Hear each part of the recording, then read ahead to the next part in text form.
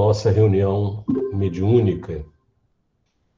E antes da reunião mediúnica, nós tínhamos um estudo do Evangelho para as pessoas que estavam recebendo passe no atendimento espiritual, né? E estávamos envolvendo. E agora, como a gente não tem a reunião mediúnica presencial, nós fazemos um estudo do Evangelho mais amplo, porque no dia da reunião era apenas uns 20 minutos no máximo, e depois o passe, e em seguida as pessoas iam embora, e a equipe mediúnica fazia a reunião lá na sala. Então, o nosso estudo de hoje é um estudo, como todos os outros, é um estudo importante, né? Em termos Aqui estão os principais resultados de YouTube. É possível.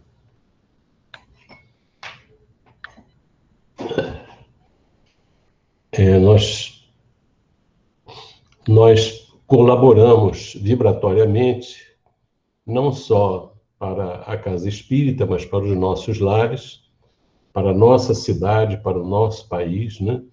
Que também passa por momentos muito difíceis, e o mundo inteiro. Então, é uma hora em que nós nos reunimos, não exatamente para nos beneficiarmos, embora nós tenhamos consciência de que nos beneficiamos com esse trabalho, porque é dando que recebemos, né? Mas é interessante a gente perceber que quando a nossa visão do Cristo se eleva, nós entendemos, passamos a entender que o nosso papel não é só o de pedir para nós, o que não impede que peçamos para nós, pelos nossos entes queridos, pelos nossos amigos, né? Mas que nós doemos alguma coisa, né? Alguma coisa de nós. Nessa reunião, nós não damos nada de material, nem alimento, nem remédio físico, mas damos as nossas vibrações, nossa ligação com esse trabalho que está sendo feito. Tá bom? Então, é importante que a gente tenha essa visão para que acompanhemos esse trabalho de casa, entendendo que nós não estamos assistindo à reunião, nós estamos participando da reunião, tá bom? São os espíritos necessitados que vão ser beneficiados, e nós também, porque nós também somos necessitados. Eu escolhi hoje, para nós refletirmos, o capítulo 20. Vou pedir para a Sônia colocar então agora, tá?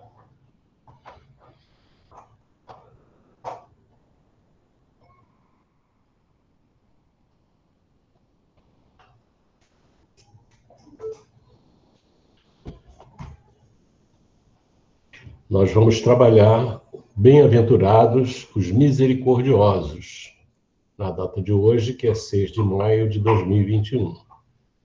Pode virar, Sônia. Nós vamos usar Kardec, Alain, o Evangelho segundo o Espiritismo, tradução de Guilhom Ribeiro, da terceira edição francesa, revista, corrigida e modificada pelo autor em 1866. É a 120ª edição, Rio de Janeiro, editado pela FEB em outubro de 2002. É o capítulo 10, Bem-aventurados os misericordiosos, perdão das ofensas, item 14. Então, esse é o nosso tema de hoje.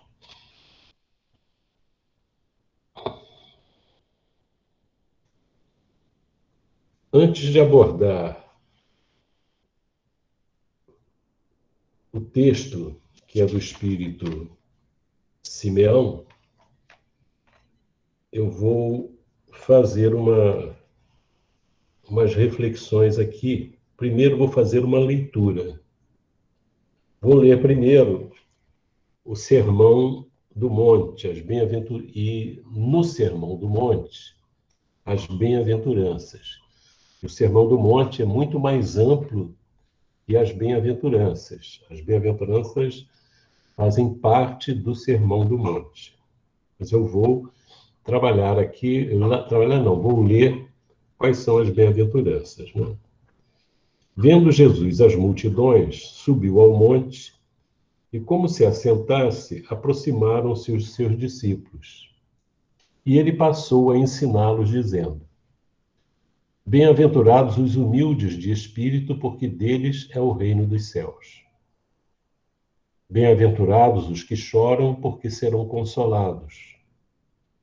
Bem-aventurados os mansos, porque herdarão a terra. Bem-aventurados os que têm fome e sede de justiça, porque serão fartos. Bem-aventurados os misericordiosos, porque alcançarão misericórdia. Bem-aventurados os limpos de coração, porque verão a Deus. Bem-aventurados os pacificadores, porque serão chamados filhos de Deus. Bem-aventurados os perseguidos por causa da justiça, porque deles é o reino dos céus.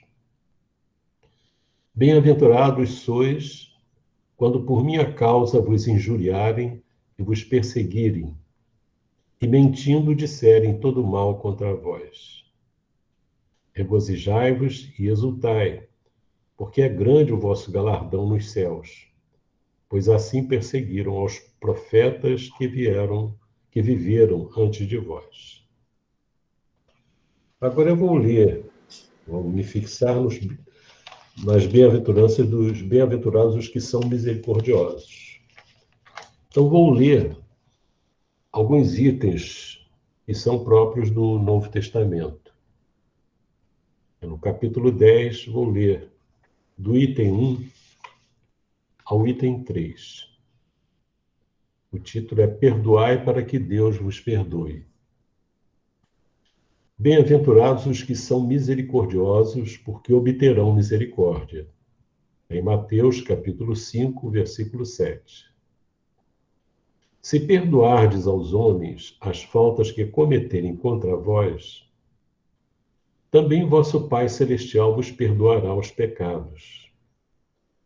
Mas se não perdoardes aos homens quando vos tenham ofendido, vosso Pai Celestial também não vos perdoará os pecados. Em Mateus, capítulo 6, versículos 14 e 15. Se contra vós pecou vosso irmão, ide fazer-lhe sentir a falta em particular, a sós com ele. Se vos atender, tereis ganho o vosso irmão. Então, aproximando-se dele, disse-lhe Pedro: Senhor, quantas vezes perdoarei a meu irmão quando houver pecado contra mim? Até 7 vezes? Respondeu-lhe Jesus: Não vos digo que perdoeis até 7 vezes, mas até 70 vezes 7 vezes. Mateus, capítulo 18, versículos 15, 21 e 22. Vou agora para o item 5. Reconciliação com os adversários. Reconciliai-vos o mais depressa possível com o vosso adversário, enquanto estáis com ele a caminho, para que ele não vos entregue ao juiz, o juiz não vos entregue ao ministro da Justiça, e não sejais metido em prisão. Digo-vos, em verdade, que daí não saireis enquanto não houverdes pago o último ceitil. Em Mateus, capítulo 5, versículos 25 e 26. Vamos para o item 7. O sacrifício mais agradável a Deus. Se, portanto, quando fordes depor vossa oferenda no altar, vos lembrardes de que o vosso irmão tem qualquer coisa contra vós, deixai a vossa dádiva junto ao altar e ide, antes, reconciliar-vos com o vosso irmão. Depois, então, voltai a oferecê-la. Mateus, capítulo 5, versículos 23 e 24. Vamos para o item 9. O argueiro e a trave no olho. Como é que vedes um argueiro no olho do vosso irmão, quando não vedes uma trave no vosso olho? Ou como é que dizeis ao vosso irmão: deixa-me tirar um argueiro do teu olho, vós que tendes no vosso uma trave? Hipócritas, tirai primeiro a trave do vosso olho, e depois então vede como podereis tirar o argueiro do olho do vosso irmão. Mateus capítulo 7, versículos 3 a 5. Vamos para o item 11 e item 12. Não julgueis para não serdes julgados. Atire a primeira pedra aquele que estiver sem pecado. Não julgueis a fim de não serdes julgados, porquanto sereis julgados conforme houverdes julgados os outros, conforme houverdes julgado os outros. Empregar-se-á convosco a mesma medida de que vos tenhais servido para com os outros. Em Mateus, capítulo 7, versículos 1 e 2. Então, os escribas e os fariseus lhe trouxeram uma mulher que fora surpreendida em adultério. E, pondo-se de pé no meio do povo, disseram a Jesus. Pondo-a de pé no meio do povo, disseram a Jesus: Mestre, esta mulher acaba de ser surpreendida em adultério. Ora, Moisés, pela lei, ordena que se lapidem as adúlteras. Qual sobre isso a tua opinião? Diziam isto para o tentarem e terem de que o acusar. Jesus, porém, abaixando-se, entrou a escrever na terra com o dedo. Como continuassem a interrogá-lo, ele se levantou e disse: aquele dentre vós que estiver sem pecado, atire a primeira pedra. Em seguida, abaixando-se de novo, continuou a escrever no chão. Quanto aos que o interrogavam, esses, ouvindo-o falar daquele modo, se retiraram, um após outro, afastando-se primeiro os velhos. Ficou, pois, Jesus a sós com a mulher, colocada no meio da praça. Então, levantando-se, perguntou-lhe Jesus: mulher, onde estão os que te acusavam? Ninguém te condenou? Ela respondeu: não, Senhor. Disse-lhe Jesus: também eu não te condenarei. Vai-te e de futuro não tornes a pecar. Em João, capítulo 8, versículos 3 a 11. E depois vem a mensagem que nós vamos ler. Mas antes de ler a mensagem, trabalhá-la, eu fiquei pensando o seguinte. Eu fiquei pensando que essas bem-aventuranças, veja que é um capítulo inteiro com várias citações do Novo Testamento, ditas por Jesus, que traz para nós orientações muito seguras a respeito da misericórdia. São todos esses pontos são voltados para a misericórdia. E temos as bem-aventuranças. Com relação às bem-aventuranças, e esse texto aqui também, eu pensei o seguinte: essas mensagens são ensinamentos, orientações muito adequadas à nossa humanidade, a humanidade da qual nós participamos e que temos necessidade de refletir sobre esses ensinamentos e de fazer com que esses ensinamentos não sejam apenas uma teoria em nossas vidas, mas que sejam verdadeiro oxigênio para a alma, para que nós respiremos livremente em termos espirituais. As bem-aventuranças também estão muito voltadas para a nossa humanidade. Eu não consigo ver nenhum desses ensinamentos das bem-aventuranças, e esses que eu acabei de ler, sendo ditos por Jesus para uma humanidade que vive num mundo feliz. A gente observa que é específico para os espíritos imperfeitos, distantes, rebeldes e tudo mais, que vivem em planetas de expiações e de provas. Veja só, nas bem-aventuranças, bem-aventurados os humildes de espírito, porque deles é o reino dos céus.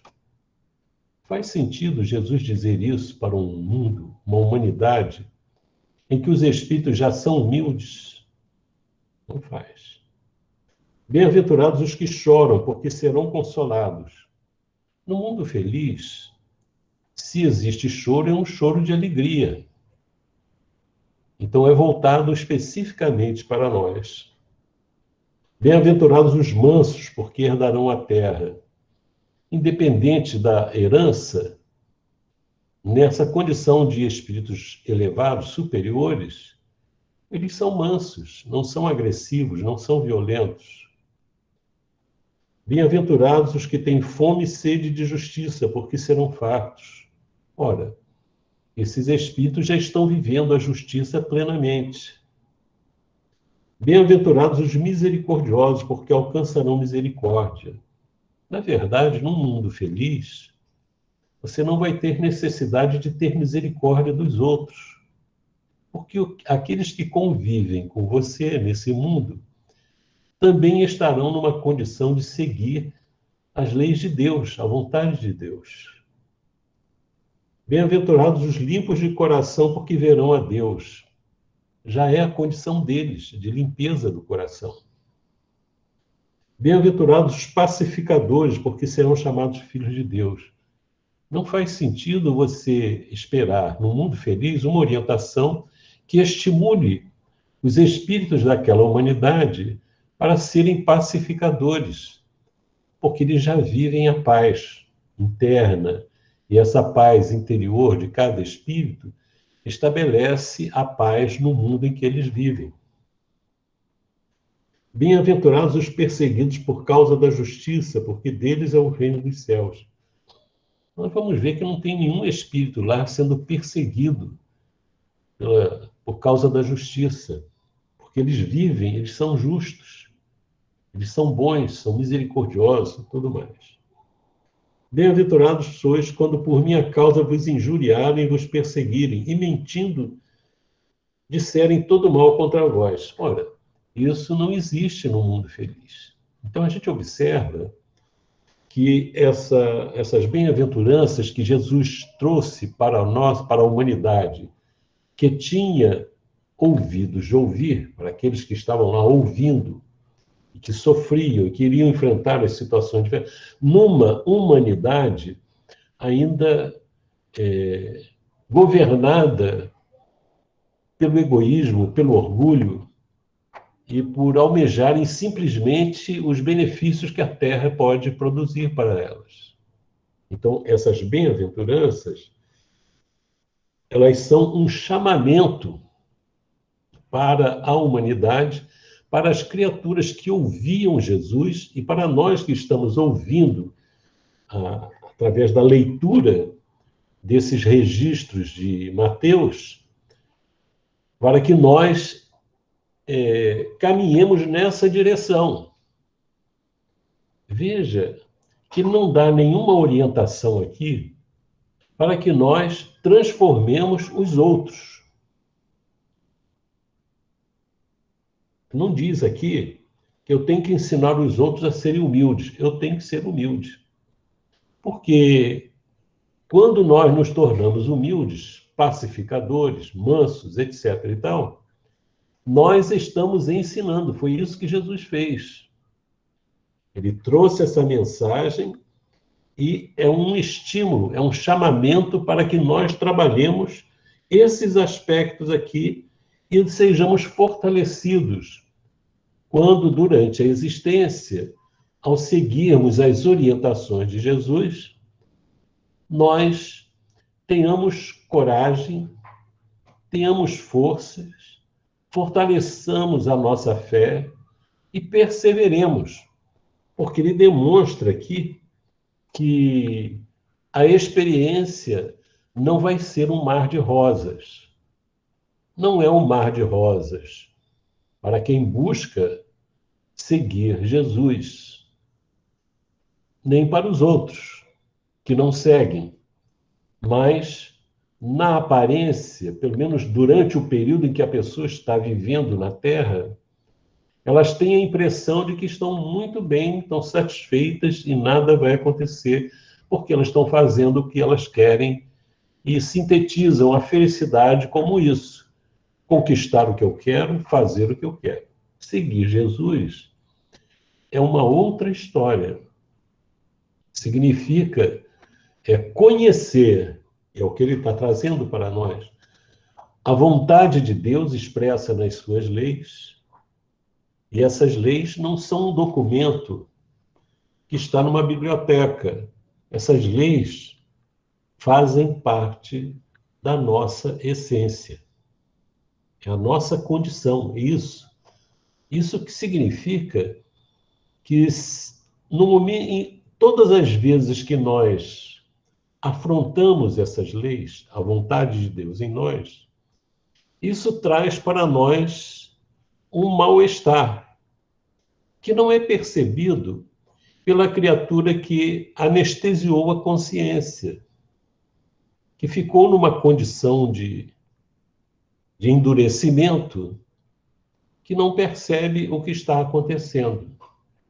Mas, futuramente, ela vai acabar despertando. Vai acontecer que, porque é da natureza humana, essa condição de ter a vontade de Deus presente na sua vida. É o nosso DNA, se podemos dizer assim. Então, essas orientações e todas essas outras que eu li aqui, elas são específicas para nós que vivemos na Terra. É para todo mundo, para a humanidade inteira, mas principalmente para quem tem os olhos abertos. E, nesse sentido, o Espiritismo, os Espíritos dizem, o Espírito de Verdade diz, que o Espiritismo veio para abrir os olhos, para abrir os ouvidos e os olhos das pessoas. Então, hoje, como nós vimos ontem, nós acreditamos, nem é essa a palavra correta, nós sabemos que nós somos espíritos imortais. Nós sabemos disso. Através dos fatos mediúnicos, palpáveis, que o mundo espiritual, que Jesus, através dos seus mensageiros, trabalhadores, do lado de lá e do lado de cá, numa interação muito feliz, em que as orientações chegaram, os espíritos realizaram aquela chamada invasão, né, da Terra. Eles sempre existiram, mas chegou um momento em que eles precisaram se manifestar de uma forma evidente para enfrentar esse período que nós iríamos, que se iniciava dos tempos que são chegados, como eles dizem.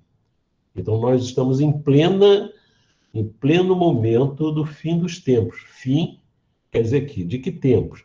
É fim do mundo de expiações e de provas e início do mundo de regeneração. Então, isso não é o fim do mundo, é o fim de uma condição que a humanidade está vivendo e passando para uma outra condição superior. Então, o Espiritismo ele vem para abrir os olhos. Só não abre quem não quer, né? A pessoa que não quer, ela tem todo o direito de não querer, mas não é uma atitude inteligente, porque nós precisamos refletir sobre a nossa vida. E essas orientações todas são importantes para nós, e a gente vai ver que todas elas aqui, todas essas que eu li do capítulo 10, Bem-aventurados os que são misericordiosos, são próprias para a nossa humanidade, para nós. Elas não cabem como orientação e como advertência para um mundo onde só tem espírito feliz. Por que que não cabe? Porque eles já vivem isso. Eles já assimilaram, por isso que eles são felizes. Eles já assimilaram essas orientações, venceram as suas provas, resgataram as suas dívidas através das expiações e alcançaram a felicidade com a implantação desse reino dos céus dentro do coração. Ou seja, não é bem implantação, pelo desenvolvimento desse reino dos céus, por essa vivência. Agora, é uma coisa interessante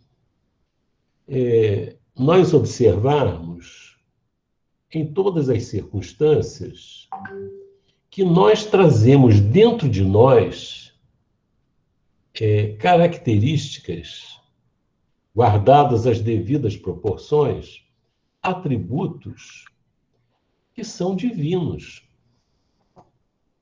Todos nós temos o senso da justiça, principalmente quando nós entendemos que os outros foram injustos para conosco.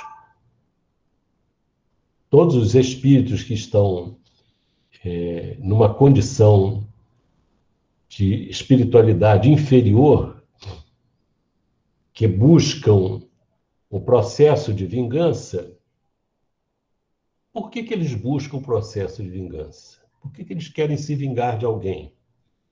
Porque alguém fez alguma coisa para eles e que eles consideram que foi injusto.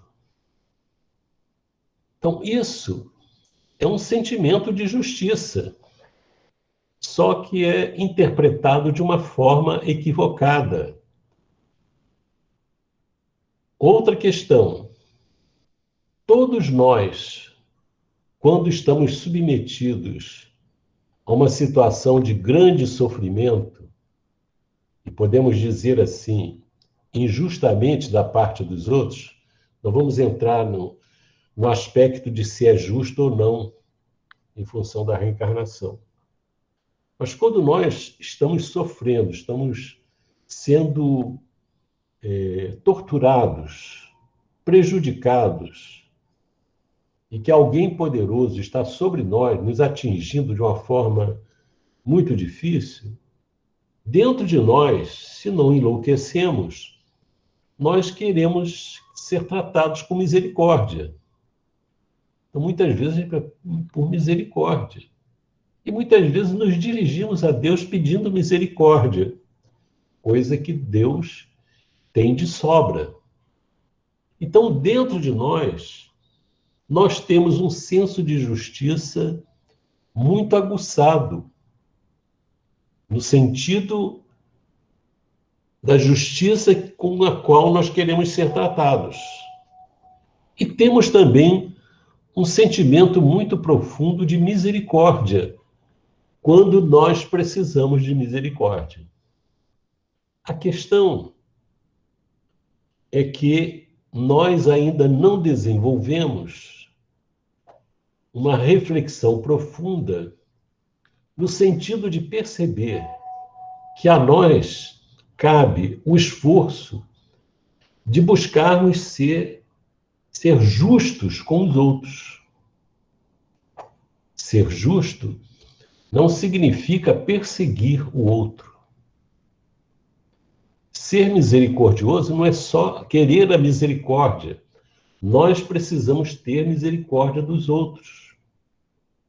Pessoas que sofrem, pessoas que são consideradas uma nulidade na vida, que as pessoas não se importam. Que me importa se numa região do planeta tem uma comunidade sem teto, sem uma pátria, fugindo do país, passando fome, doente, doenças que podem ser corrigidas facilmente, sofrendo ataques de toda sorte. Não estou vendo, né? Então falta misericórdia nessa condição. E essa visão misericordiosa é da nossa essência. Se nós não temos misericórdia, nós vamos ficar numa condição de insensibilidade. E se não somos sensíveis para essas questões, nós não desenvolvemos atitudes que transformem isso. Pois bem, eu queria trazer essa visão porque esse capítulo e essas bem-aventuranças são um recado muito vivo e importante para a nossa vida aqui na Terra. Se quisermos mudar a Terra, isso não significa que nós vamos fazer revoluções sociais, não é isso.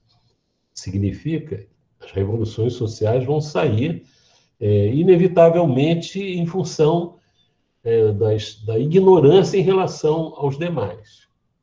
Mas a nós cabe o quê? É vivenciar essa lei de Deus. Não é a gente lamentar que o mundo não viva isso. Nós temos que lamentar que nós ainda não vivemos isso. Mas não só lamentar. Precisamos fazer alguma coisa dentro de nós, na nossa vida de relação, perante os acontecimentos, para que nós estejamos afinizados com Deus. Eu vou ler agora a mensagem do Espírito Simeão sobre o perdão das ofensas, é o título. Ele começa lembrando o questionamento de Pedro a Jesus sobre o perdão. Quantas vezes perdoarei a meu irmão? Perdoar-lhe-eis não 7 vezes, mas 70 vezes 7 vezes. Aí tendes um dos ensinos de Jesus que mais vos devem percutir a inteligência e mais alto falar ao coração. Confrontai essas palavras de misericórdia com a oração tão simples, tão resumida e tão grande em suas aspirações que ensinou a seus discípulos. E o mesmo pensamento se vos deparará sempre. Ele, o justo por excelência, responde a Pedro: perdoarás, mas ilimitadamente. Perdoarás cada ofensa tantas vezes quantas ela te for feita. Ensinarás a teus irmãos esse esquecimento de si mesmo, que torna uma criatura invulnerável ao ataque, aos maus procedimentos e às injúrias. Serás brando e humilde de coração, sem medir a tua mansuetude.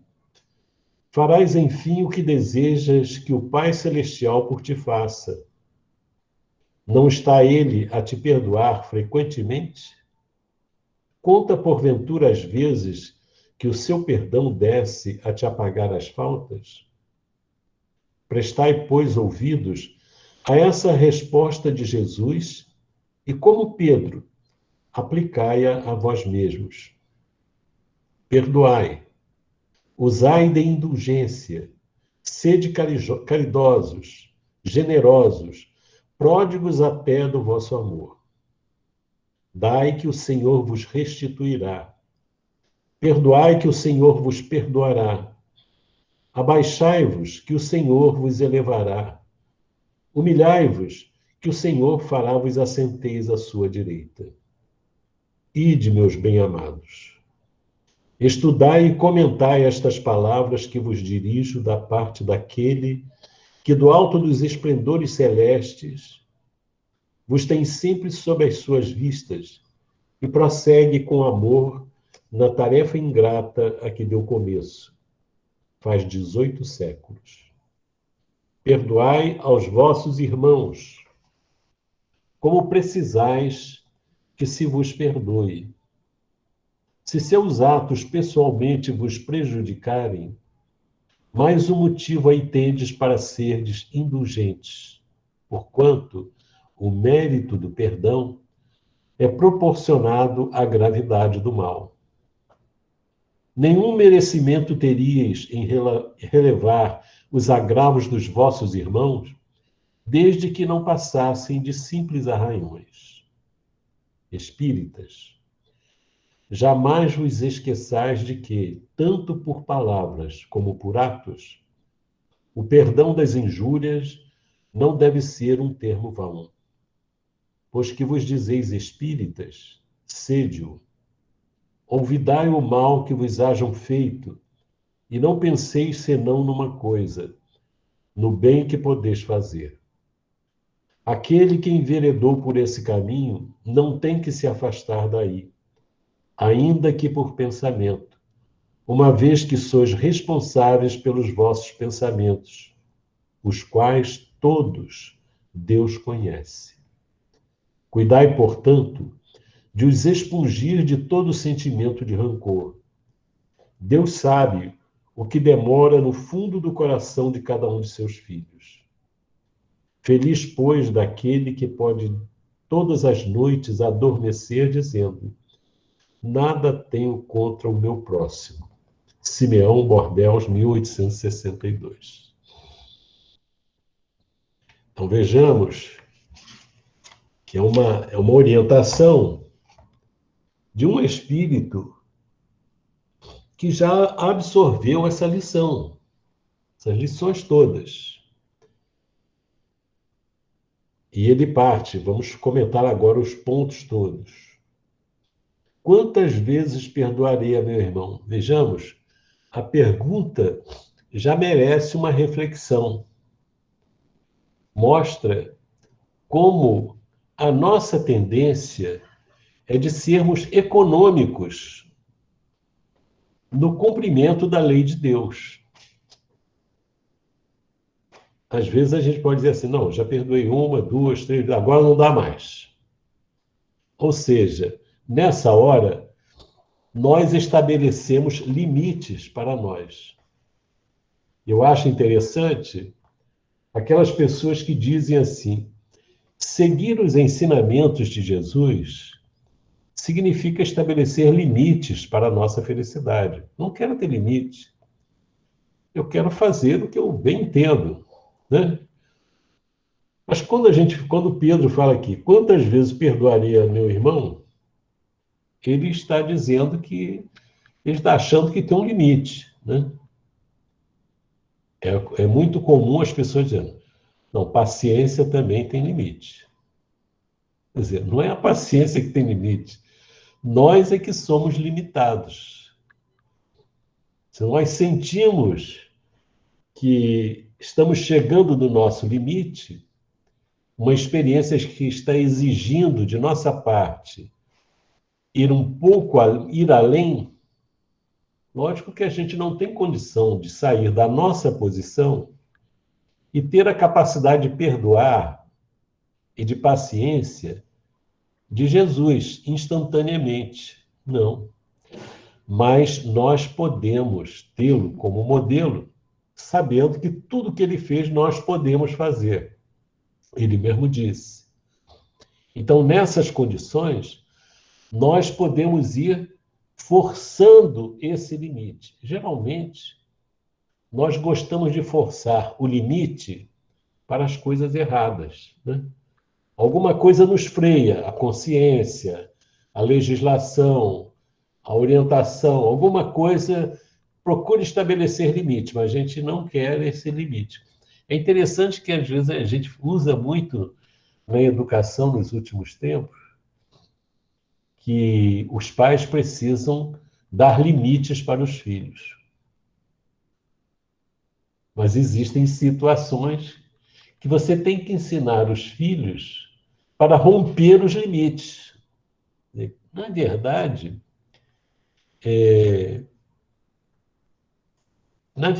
quando a gente diz que tem que estabelecer limites, é porque a pessoa, o espírito, ele estabeleceu limites para ele de fazer as coisas certas. Fazer o bem, fazer isso tudo mais. Eu já citei um fato aqui interessante, mas acho que cabe bem aqui. Nós estávamos lá em Brasília, na escola, tinha reunião com os pais, e eu lembro de uma mãe que falou assim para o grupo todo, né, dos pais da escola, a diretora ótima. Assim, não, eu não sei o que eu faço com meu filho. Eu tento estabelecer limite para ele, mas não tem jeito. Aí eu fui ver qual era o limite que ela queria dar. Ele pega as roupas dele e distribui para os meninos da comunidade, que eles chamam lá de invasão. Pega os brinquedos dele e distribui. Eu já falei para ele, não é possível. Agora você vê, né? Ela quer estabelecer limite para isso aí. E ele está ensinando para ela muita coisa, né? Então, a pergunta já é uma pergunta que tem embutido um limite. Até quando eu perdoar? Quantas vezes? Aí é Jesus dá aquela resposta conhecida, não 7 vezes, mas 70 vezes 7 vezes. E 70 significa muita coisa, né? Indefinidamente. E aí ele coloca aqui um comentário. Aí tendes um dos ensinos de Jesus que mais vos devem percutir a inteligência e mais alto falar ao coração. Olha só. O Simeão dá um destaque para essa orientação de Jesus, porque é exatamente na base dessa incapacidade de perdoar que nós vamos encontrar as explicações para para a grande parte dos processos obsessivos de vingança. Então, se as pessoas conseguirem perdoar, se os espíritos que desencarnaram conseguirem perdoar, se os espíritos que estão encarnados conseguirem perdoar, nós vamos ser felizes. Eu lembro de um caso do Divaldo muito interessante, que ele relatou numa palestra, um caso de obsessão.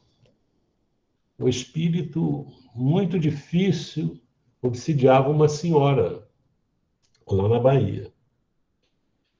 Chegou um ponto que ele pediu para, embora ele seja um médium, ele queria conversar com o espírito que estava obsidiando a mulher. Então o espírito falou assim: olha, eu já entendi tudo e já resolvi deixar essa senhora. Mas ela é que não me deixa. Aí o Divaldo foi conversar com ela, né? Olha, o espírito disse que já te perdoou, já esqueceu e tudo. Aí ela falou: ah, é? Agora ele me fez sofrer tanto, agora eu que vou fazer ele sofrer. Você vê como é que é a coisa? Ela, de obsidiada, virou obsessora do espírito. Então, a falta de perdão gera um sofrimento para quem não é perdoado e principalmente para aquele que não perdoa.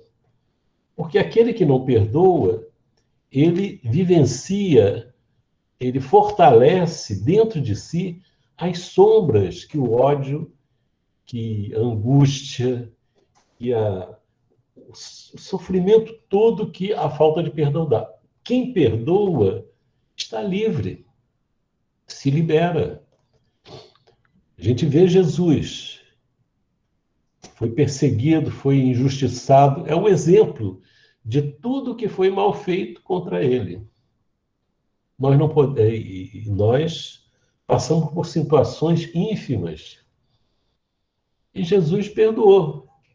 Onde ficaram? Como ficaram os seus agressores? Como ficaram eles? em condições tristes, né? de sombras. Dentro das sombras, eles não foram para viver nas sombras. Eles estavam com as sombras dentro deles e permaneceram. E só deixarão de ter essas sombras quando aprenderem a relevar, a perdoar, a esquecer o mal que fizeram contra eles. Então, isso é muito importante, porque isso nos liberta. Confrontar essas palavras de misericórdia com a oração tão simples, tão resumida e tão grande em suas aspirações que ensinou a seus discípulos. E o mesmo pensamento se vos deparará sempre. Não tem lá na prece, né? Cada item da prece dominical, a prece do Senhor, né, é para refletir. Cada pedido nosso ali tem embutido um compromisso de viver aquilo que está sendo pedido. Olha só, a gente pede, Senhor, perdoai as nossas dívidas, assim como nós perdoamos aos nossos devedores. Perdoai as nossas ofensas, assim como nós perdoamos aos nossos ofensores. Então, a prece,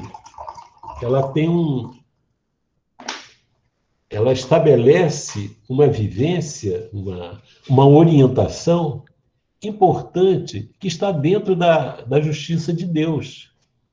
Como é que eu vou pedir perdão para as minhas faltas se eu não sou capaz de perdoar os outros?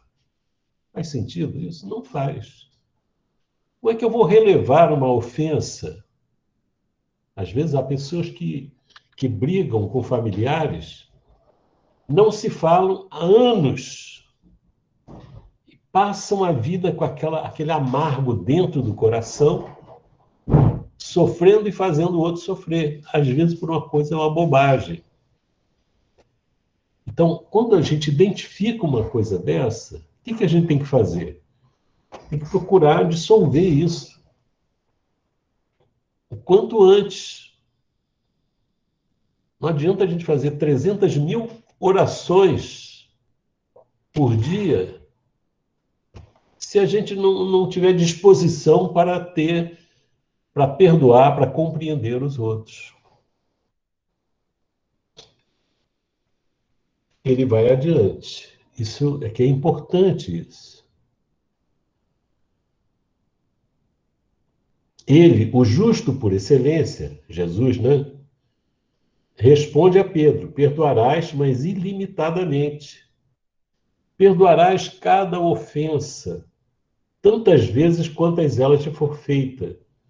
Ensinarás a teus irmãos esse esquecimento de si mesmo, que torna uma criatura invulnerável ao ataque. Olha só, aos maus procedimentos e às injúrias. O que ele está dizendo aqui? Isso é uma grande verdade. Ensinarás a teus irmãos esse esquecimento de si mesmo, que torna uma criatura invulnerável ao ataque, aos maus procedimentos e às injúrias. Quer dizer que se eu perdoar a ofensa do outro, não vou sofrer nada, não vai ter nenhum problema.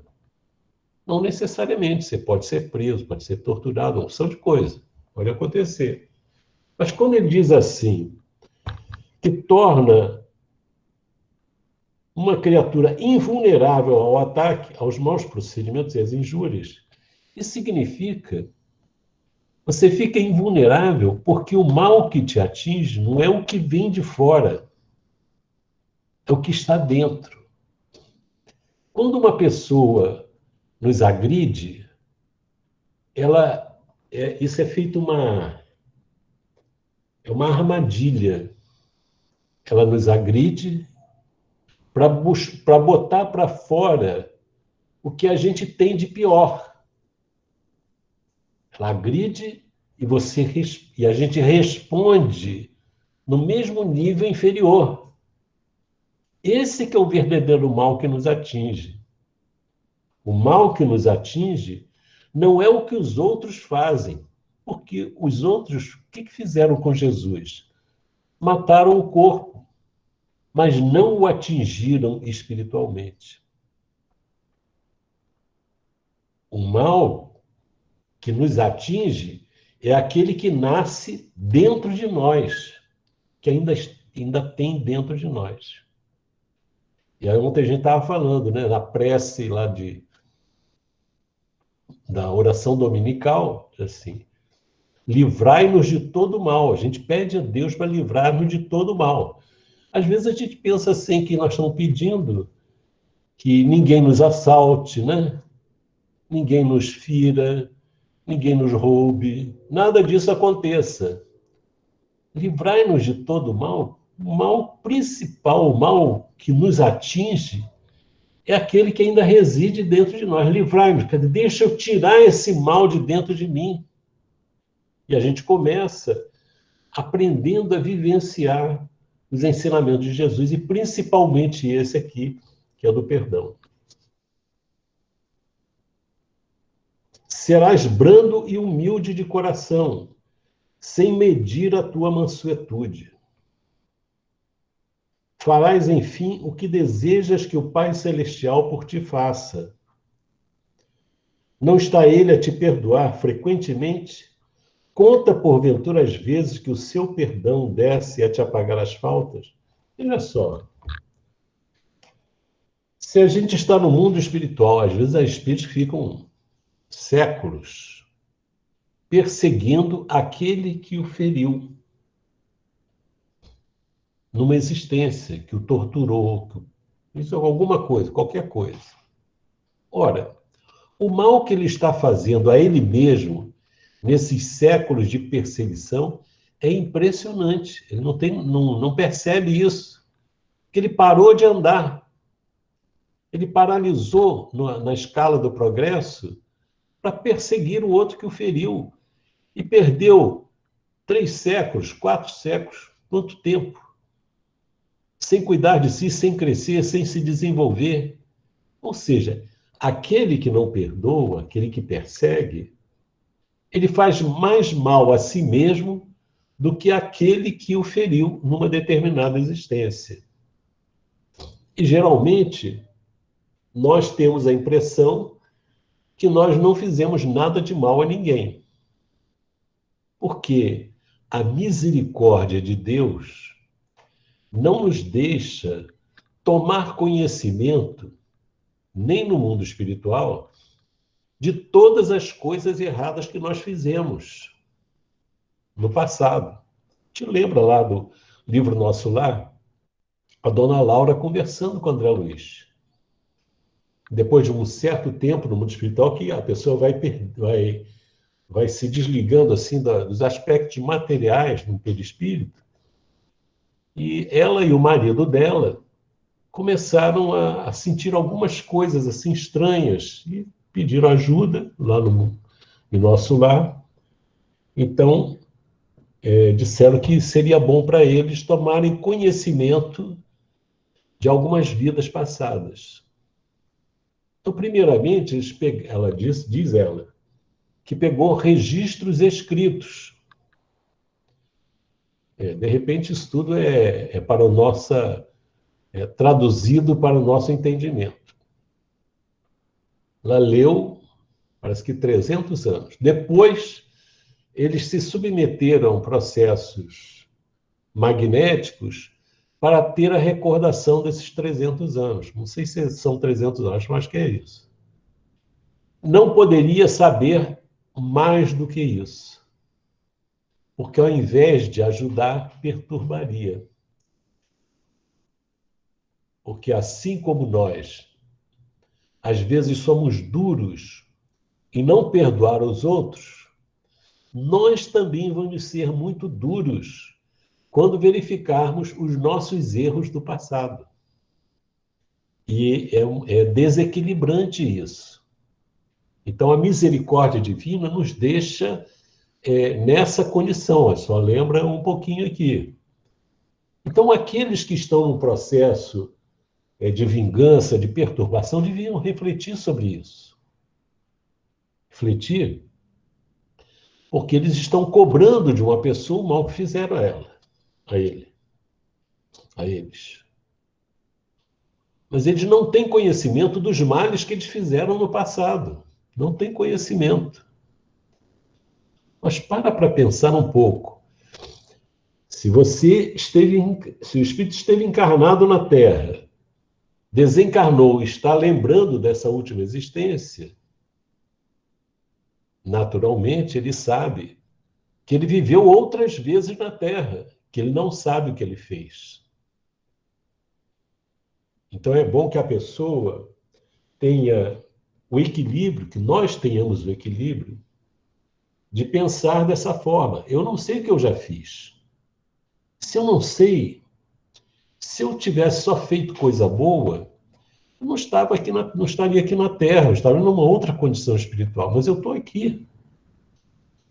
Conheço as minhas tendências, sei as minhas dificuldades, sei os meus aspectos espirituais que são deficientes.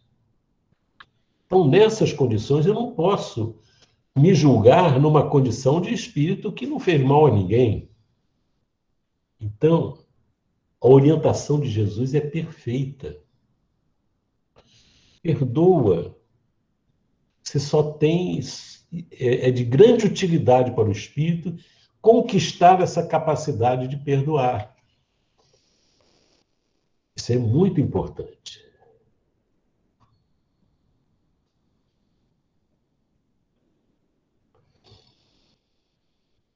Porque nós somos... Quer dizer, o perdão de Deus, que apaga as nossas faltas, é a oportunidade que a gente tem de reparar os nossos erros. Né? Prestai, pois, ouvidos a essa resposta de Jesus e, como Pedro, aplicai-a a vós mesmos. Perdoai, usai de indulgência, sede caridosos, generosos, pródigos até no vosso amor.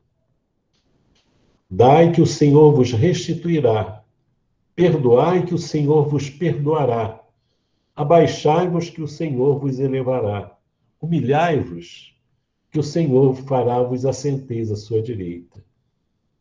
Olha só, quer dizer, na vida terrena, nós estamos num trabalho, e no mundo espiritual também, mas aqui principalmente, né, que é o que nós estamos vivendo, é uma experiência de aprendizagem muito grande, de desenvolvimento de virtudes que nos aproximam de Deus. Né? Ide, meus bem-amados, estudai e comentai estas palavras que vos dirijo da parte daquele, Jesus, né, que do alto dos esplendores celestes vos tem sempre sob as suas vistas e prossegue com amor na tarefa ingrata a que deu começo, faz 18 séculos. Olha só, Jesus, ele está trabalhando incessantemente pela nossa felicidade. Mas ele não pode fazer a parte que nos cabe fazer. Nós não podemos querer ser felizes sem perdoar, sem transformação da nossa alma. Não podemos, é impossível. É impossível isso. Ele está trabalhando para que nós nos levantemos, rompamos os limites da inferioridade para alcançar uma condição de felicidade. Perdoai aos vossos irmãos como precisais que se vos perdoe. Poxa, eu preciso de perdão. Se a gente olhar o dia de ontem, o dia de hoje, a gente vai descobrir coisas que a gente não deveria ter feito, não deveria ter dito, não deveria ter pensado. Então eu preciso de perdão. Se seus atos pessoalmente vos prejudicaram, se seus atos pessoalmente vos prejudicaram, mais um motivo aí tendes para seres indulgentes, porquanto o mérito do perdão é proporcionado à gravidade do mal. Quer dizer, se os atos daquele que me ofendeu me prejudicam pessoalmente, eu tenho um motivo para ser indulgente com os outros, porquanto o mérito do perdão é proporcionado à gravidade do mal. Quanto mais difícil é o perdão, mais valoroso ele é. A gente estava lá em Niterói, a gente viu uma vez um senhor que foi... Parece que o rapaz matou o filho dele. Ele foi visitá-lo na prisão, né? Visitá-lo na prisão, procurou ajudá-lo e tudo mais. Muito interessante, quer dizer, isso é um esforço abençoado, né? Muito bonito. E aquele outro senhor que foi assaltado, depois ajudou, né, rapaz? Alguém colocou num estudo aí, aquele empresário que ia ser sequestrado, um homem que sequestrava, pedia dinheiro e matava. Já tinha feito vários casos desses. Mas ele foi preso antes de efetuar o sequestro dele. E aí esse empresário foi visitá-lo, perdoou. E o rapaz se transformou, depois veio até trabalhar com ele, né? Muito interessante. Isso aconteceu com o Divaldo também. Ele foi assaltado. O Divaldo aqui no Rio foi assaltado de noite, né? E na hora do assalto ele conta que ele viu um espírito que era a mãe do rapaz. Então é o primeiro assalto que ele está fazendo. E a Joana falou para o Divaldo: você toma muito cuidado, porque esse é um momento muito grave para você. Ele podia matar o Divaldo, né? Acionado por espíritos inferiores, né, para calar a voz do Divaldo. E aí ele relata, ele descreve parece que um chale que a mãe dele usava.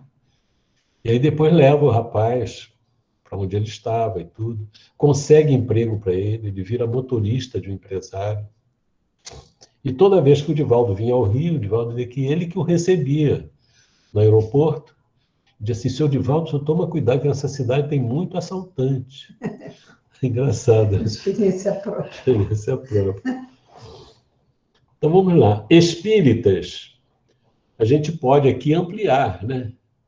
Cristãos, espíritos, todos eles, todos nós, espíritas, jamais vos esqueçais de que, tanto por palavras como por atos, o perdão das injúrias não deve ser um termo vão.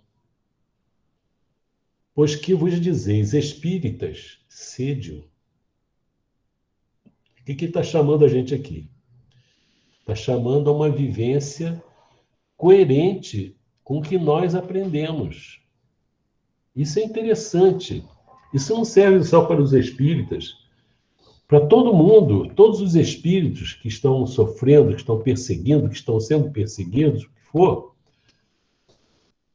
Nós temos, compreendendo como é que é o mecanismo da libertação do ser, do espírito, nós devemos ter uma atitude coerente com isso. Que não faz sentido eu entender isso tudo e me fixar em não perdoar, né? Eu tenho que trabalhar isso para vencer esses aspectos.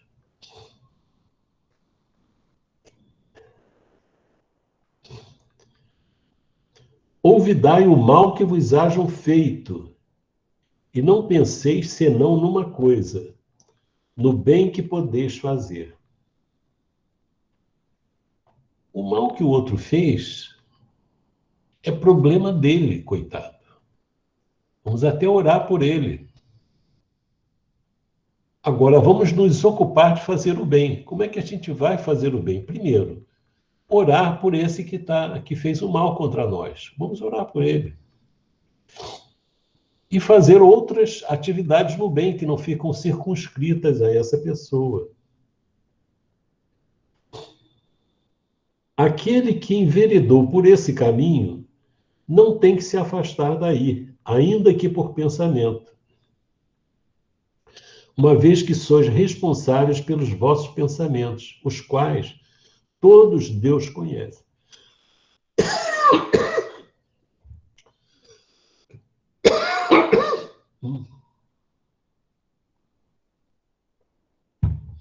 Então, Deus conhece os nossos pensamentos.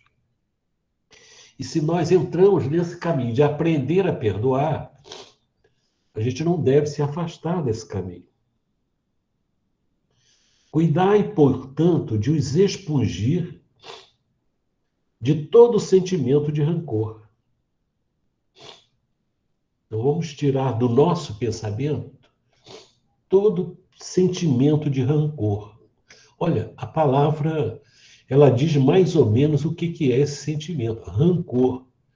Uma coisa assim áspera, dura, desagradável, né? Deus sabe o que demora no fundo do coração de cada um de seus filhos. Agora, eu acho essa frase final excelente. Olha só. Feliz, pois, daquele que pode, todas as noites, adormecer, dizendo: nada tenho contra o meu próximo. Veja só, não tem ninguém contra mim. Eu nada tenho contra o meu próximo. Quer dizer, a pessoa que chega de noite, olha assim, eu nada tenho contra o meu próximo. Isso quer dizer o quê? Se aqueles que foram meus próximos me feriram, eu não sinto rancor, eu não sinto mágoa, eu não tenho desejo de vingança, eu não quero mal para ele. Ou seja, de dentro de mim não vai sair nenhum mal. Então a pessoa é livre. Agora, o que o outro sente em relação a mim, eu não tenho controle sobre isso. Agora, pode ser que o outro tenha razão pelo que sente contra mim. E aí eu vou ter que ir corrigindo, né? Superando, movimentando alguma coisa dentro de mim para me modificar, para não repetir os erros cometidos no passado. Porque nós podemos crescer, podemos melhorar, né? É a mensagem do Espírito Simeão, uma mensagem importante que nos chega. Às vezes a gente fica querendo assim, eu gostaria de ser uma pessoa iluminada, né? Ter luz e tudo. O caminho para isso, que Jesus está mostrando para a gente, é exatamente, no caso do nosso estudo de hoje, é desenvolver essa misericórdia, essa capacidade de perdoar, né? De olhar as pessoas no mundo e não agredi-las verbalmente, por pensamento e tudo mais. Então a gente percebe que esse perdão das ofensas ele é muito amplo. Ele nos exige de nós muito autoconhecimento para a gente mexer lá no fundo do coração para poder limpar essas coisas, né? Para que elas não sejam quistos de sombras dentro de nós. É a nossa mensagem de hoje, tanto para nós encarnados, quanto para os desencarnados, nossos irmãos, que, como nós, estão interessados em alcançar a felicidade, porque essa é a vontade de Deus. Mas para alcançá-la, há um caminho que exige perseverança, mas que apresenta resultados muito importantes para as nossas almas.